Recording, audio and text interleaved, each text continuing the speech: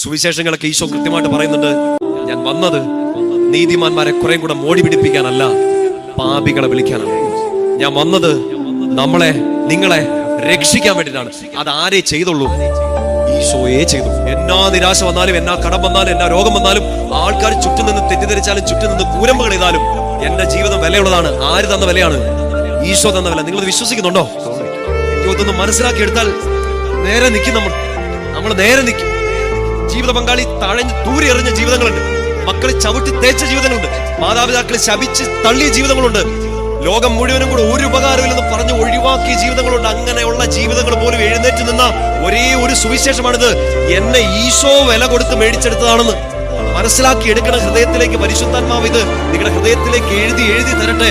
നിങ്ങൾ വിലയില്ലാത്തവരല്ല, വിലയ്ക്ക് വാങ്ങപ്പെട്ടവരാണ്. യേശു ക്രിസ്തു സ്വന്തം ജീവൻ മോചന ദ്രവ്യമായി കൊടുത്ത് മേടിച്ചെടുത്തതാണ് നിങ്ങളെ.